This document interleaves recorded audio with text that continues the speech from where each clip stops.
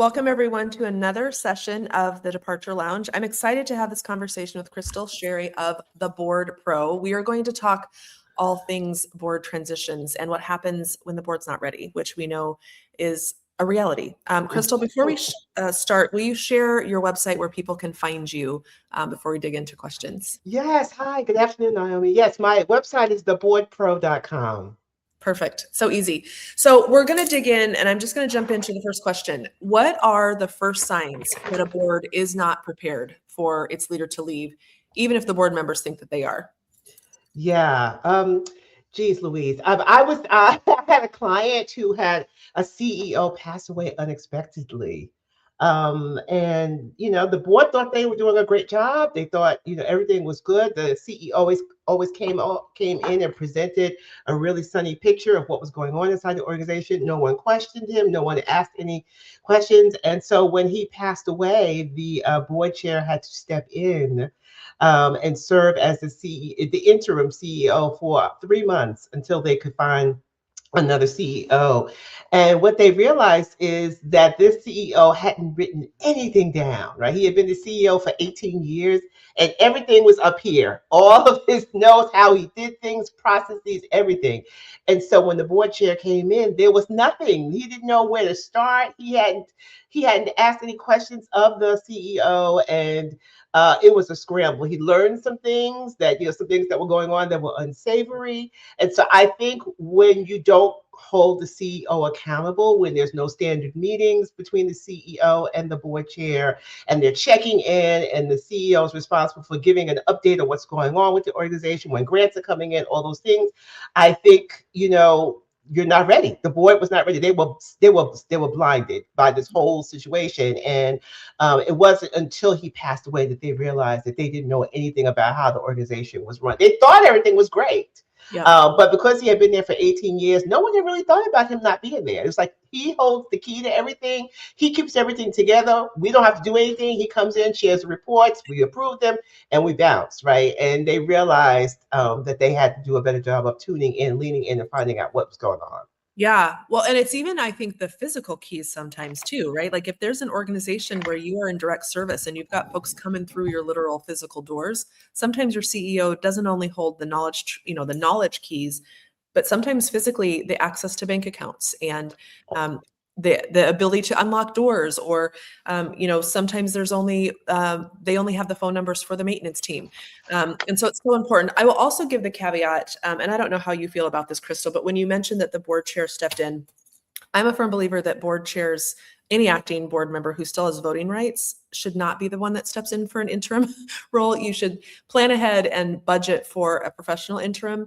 So I just wanted to give that caveat, that it's not, I don't think it's the greatest scenario, partially because then the board chair then has a lot of information that they then go back into a voting board seat after their interim time is done. So there's some power dynamics there, but I think that's a good point. And I think in this particular case, because it was so sudden and unexpected, someone had to step in right away, and they were not prepared, as you shared. There was no budget. And so this is why they rushed in 3 months to find a CEO. But I think once he got in, he realized that there had been some favoritism among staff. People were not happy. The environment inside was not as rosy as the CEO had portrayed it. And so there was just a lot of mess. And that was unfortunate. Yeah, it is unfortunate. And I think one of the things that I'm excited about these Departure Lounge conversations is that we are providing an opportunity for you to then to take this video and talk to your board chair if you're the CEO. If you're the board chair, take this video and share it with your executive director or CEO and say, we need to have a talk. We need to be able to be ready for this because the inevitable happens and people do leave. Could you talk a little bit, Christal, about what you're seeing with your clients about what governance gaps tend to surface only after that leader has passed away, retired, resigned, been terminated, that you see coming up as themes? Yeah, I think it's role confusion. I think because the CEO was doing everything, he was preparing the board agenda. He was actually really leading the board meetings in this particular case, and so there was role confusion about really what the board was supposed to be doing and what the staff was supposed to be doing. And because he was now gone, they were clueless about really how even to run the board. right? Because he was really running the board. He was running everything. And so coming in and teaching them, no, this is what you were supposed to be doing. You were supposed to be doing this even before he passed away, right? This was not his responsibility. So I think that role confusion, what is staff, not even just the CEO, but what are other staff members supposed to be doing? What are you as board members, what are you as the board chair supposed to be doing? Like the board chair, you really just kind of signed off on his performance evaluation. He really did his own performance evaluation, and the board chair just signed off. They didn't even really look at it. I So mean, this guy, common.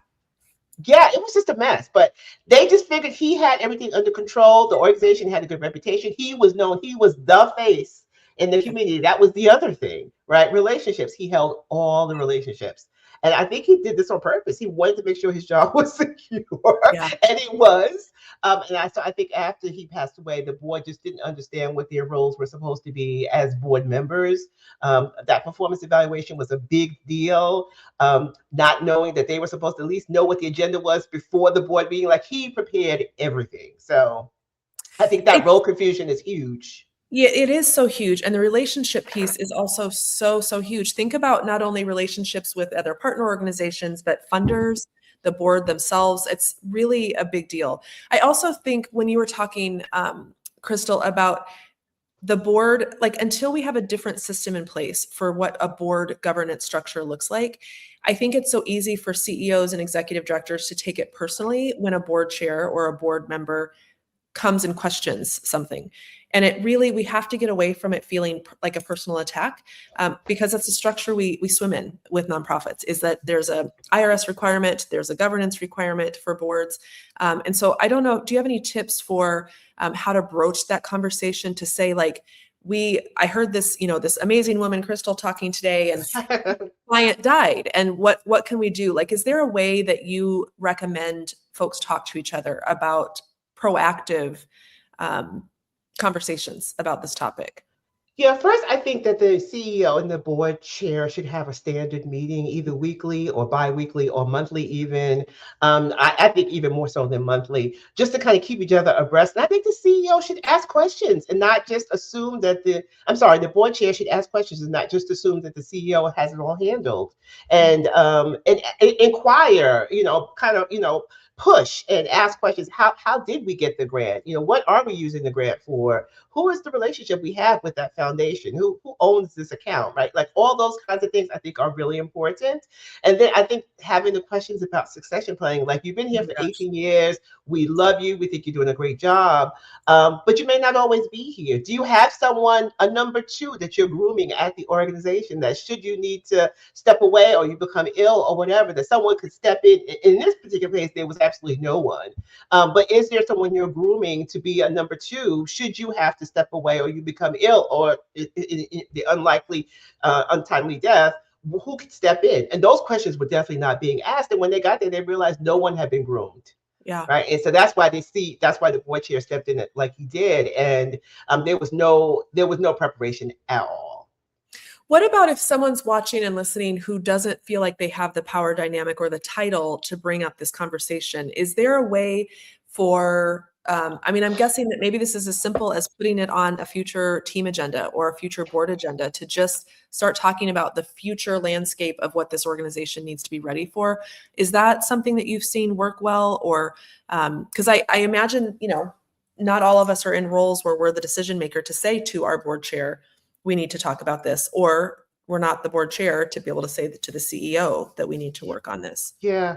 I think I would challenge the governance chair to do an audit of Mm. all of their documents to make sure that there's a contingency plan should things Yeah. happen, right? If the CEO were to resign or to become ill and had to leave, what happens? Who steps in, Mhm. right? How do we notify our funders that this transition is happening? How do we keep staff calm? Because staff normally panics out when there's a huge change at the top, right? And how do we role model calm? Because whenever there's transition, there's usually panic, and so I think those conversations need to be had beforehand, and they could be documented and written down. So should this happen, you know exactly what to do. And I had a client that actually they covered their butts, they had their I's dotted and T's crossed in every scenario, and I absolutely thought it was just amazing that they did that. So That's many so people great. don't think into the future. They don't. And I think the other thing, you and I have talked about this before, is that it's also not a topic that we're super excited to shout out on LinkedIn or to bring to our nonprofit, Friday morning, first Friday of the month circle with other nonprofit leaders. We don't talk about it. And I think that's the other encouragement I would give to folks watching is talk to your peers about the fact that you either have or have not done this work. And let's, normalize a little bit more that this is really, really important. Is there anything else, Christal, that you think is manageable / quote like easy for a board to do to prepare for the inevitable leadership transition before it's messy and chaotic? Well, I don't think board work is ever easy, but but no, I do think having that conversation with the CEO, even if it's uncomfortable, even bringing someone in to help you with that conversation, if you just feel like you can't do it. I think the board chair, if they're feeling uncomfortable, maybe ask another board chair how they're handling Mm, it with their yep, organization, get some advice, and consult from someone else, a peer member who might be in the same position you're in, and or seek professional help if you need to have that conversation. But I think it's mandatory to have. And you just make the CEO feel comfortable. We're not pushing you out. We're not trying to say it's time to go, but we do want to make sure that should something happen, that we're covered. We're looking at the organization's best interest, and not necessarily at you at this time. We just want to make sure the organization is secure in the future. And please don't take this personal, but we just need to make sure we're covered. I It's love that. again in those governance practices, making sure that all of that is written down. Yeah, it's so bizarre to me because, maybe we rubber stamp the budget a little bit, but board members are so used to the governance of the organization except for this topic. And it's mind-blowing to me a little bit that we aren't ready yet still to realize that all sorts of departures happen. And even our death, each of our deaths are inevitable. We don't know when that will be. But it's irresponsible of a board to Yeah, not prioritize this. And I think, one of the things that we talk a lot about in our work is that succession planning doesn't have to stop also with the CEO.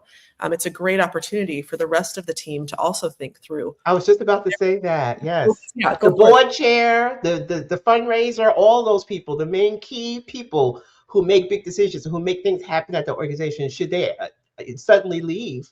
What happens in those particular Yeah, situations? What if the board chair steps down? Is there a co-chair? Is there a VP? And if so, is he or she ready to lead in an instant in case yeah. something happens? And those are the kinds of questions that people should be having.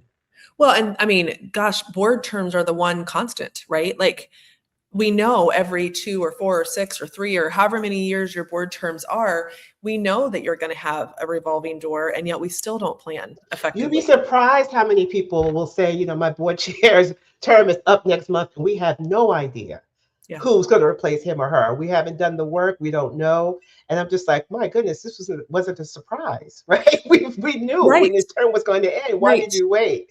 Right. Well, and I think that it goes back to that whole role confusion conversation of like, is it the board's to do to navigate who the vice chair is, who the next chair is? Is there a role inside the organization that should help prompt that? I think, my struggle as a board member, as a board chair, is I do have to set aside time to work on board duties. I can't let it just be a happenstance. I hope I remember. It does have to be an intentional, it's a job. It just is unpaid. But it is something that we have to take seriously and plan for those things. And, Absolutely. you mentioned them not knowing what to do next when the board chair's term expires. I think we also don't see great offboarding practices for board members. Oh, yes, yes. And because the thing is, we even if the relationship is not great, we don't want to burn those Yeah. bridges, right? If the person is leaving under distress, we definitely don't want to burn those bridges. But particularly if the person has served and done a great job, we want to have the interview, the final interview where we ask them, what have you experienced? What have you observed? Tell me about the growth that you've seen in the organization Yes. since under your tenure. What can Yeah. you suggest we do to improve for the next person coming on board? We don't ask those questions. Yeah, we really need to. I love Mhm. that the theme coming up from this is like, just talk to your people. Just have the conversation, ask some questions, don't take it personally. Christal, what would you say in terms of your advice for maybe a long-term leader, specifically like to your client's point or the point that you made earlier about the client who'd been there 18 years? So a founder, someone who's been there for a long time, how can the board honor that person's legacy as they're leaving without expecting the next leader to become a copy of their leadership? Yeah, because we don't really want a copycat. Actually, we Right. want fresh energy. We want someone new with other thoughts, other ways of leading. So I think we really want to honor the person who is stepping down or who has left, by acknowledging them, acknowledging the good work they've done. Creating some kind of award in their honor. Certainly giving them praise on Facebook or social media and your newsletter, letting everyone know what a great job you thought your CEO did while he or she was in that role. So definitely don't want to diminish that, right? We want to make sure we give him or her their props, but we also want to let the new leader know coming on board, we're not expecting you to be a Mhm. copycat, right? In fact, we're here because after 18 years, we do think we're ready for some new leadership and Right. some new direction, and the organization welcomes it. So I think we have to be real clear in keeping those two things separate, honoring the person who had been there for so long, giving him or her their flowers and letting them know that they made such a great contribution to the organization. But then when that new person comes on, this is what the person did, and share the documents and the praise of what the other person did. But what are you thinking? What's your new thoughts? How can Yeah. we change this direction of this organization in another way? I So, love that. Well, and it makes me think, Crystal, of what you said about the governance chair doing an audit of the documents. oh, It yes, would be a beautiful thing to also just audit that organization. What do you need next? yes. Before that person even comes in, what do you need? What does the organization need? What kind of leadership and skill set are you looking for? Because I think that also helps ground in it not being a copycat. So Naomi, let me tell you what's happening on my board that I'm on. I'm a chair of a board, and we had a person who became ill and needs to take a leave of absence, right? And she called me and asked me, and I said, "Yeah, sure, take a leave of absence, of course. Take care of yourself first. Your family is priority all." And I didn't even really think about it and realized later in our bylaws we had no provisions. Mm, We had, and actually what we needed was a vote for everybody to know that this person was going on, because what happened is we were trying to bring on a new board member via email, and it had to be a unanimous vote. And this person who was now on leave wasn't officially on leave because it wasn't official. And so I needed her vote, even though so I had to call her while she was away, taking care of her own personal mess, to just ask her, could you just go on email and approve this?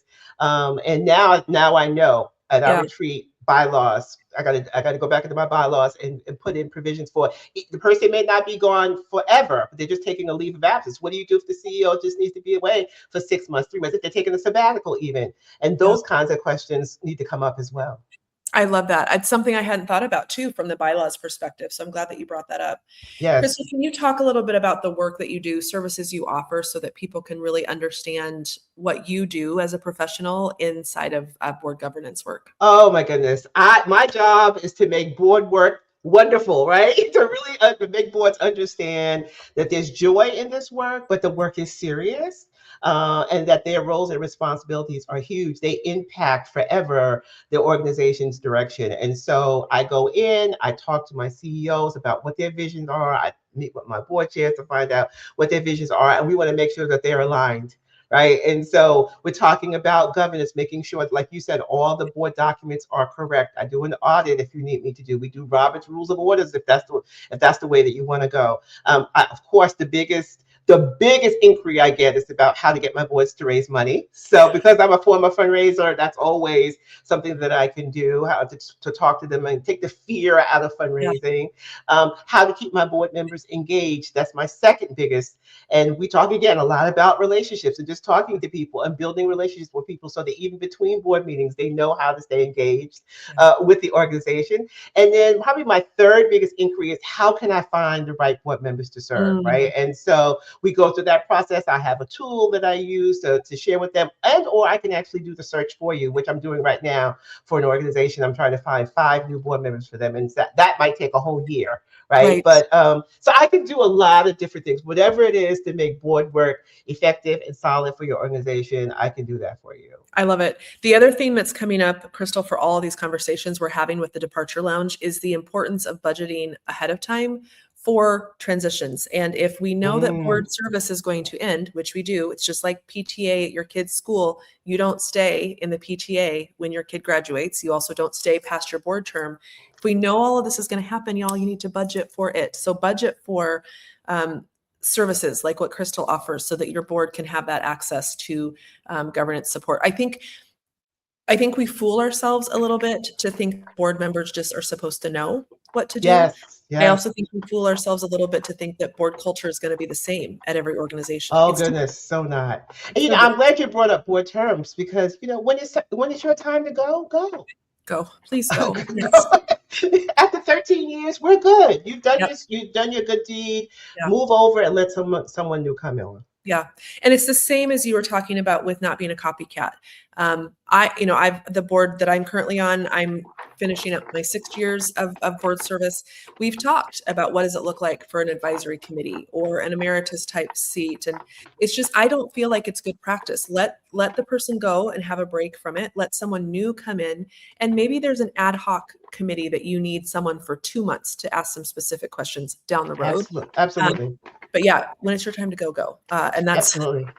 yeah, we should put that on a hat or a t-shirt or something. Well, is there anything that Absolutely. is there anything that I have not asked you that you want to share on this? Hmm. No, I just think it's a topic that we can't evade. I think that even if your CEO is doing a wonderful job, they're only 3, 4 years into their tenure, don't take it for granted that he or she will continue to be there forever. Check your documents to see if you have provisions for if something happens unexpectedly, or if the CEO needs to take an immediate leave of absence, if he or she becomes ill, what happens? Who is the number two in place? And if no one is being groomed, then you need to start grooming that person. So I think having all of those conversations now and not waiting for the emergency is just really smart. And in the end, it'll cost everyone a lot less headache. I love it. And I mean, I hesitate to say it's as simple as this, but it literally is as simple as adding it to a future board agenda and just bringing it up and saying, we need to talk about this. It doesn't have to be perfect. You don't have to know all the right things to say. You could also just hire Christal at the board pro. And you know what, the board chair and the CEO can have that conversation first, and how they're going to start this conversation with the rest of the board, so Yeah. that in case there are any questions being asked, we've already talked about this. We're in sync, but let's hear your questions. We're open to hear what you have to say. Like, make it seem like something that that you guys have already talked about, a role model leadership in this transition. I love it. I love it. Christal, will you share again where folks can find you as Thank we wrap you. up? Yes, yes, I'm on LinkedIn at Christal Cherry, and my website is theboardpro.com. So please look me Perfect. up. Yeah, please do. I think it's an underrated thing to think about board development on a proactive nature instead of when things get messy, and Christal's work is incredible. So I Thank encourage you. you to not only share this video with your board, with your executive staff, but rewatch it and write down some things that you'll do today. As we leave, I just want to say thank you again, Christal, for the work that you do. It's really, really important. And I'm Thank so you. glad to know you and your work. And same here. Thank you for what you do, Naomi. We really need you. This is Yeah, important work, and conversations need to be had. thank you.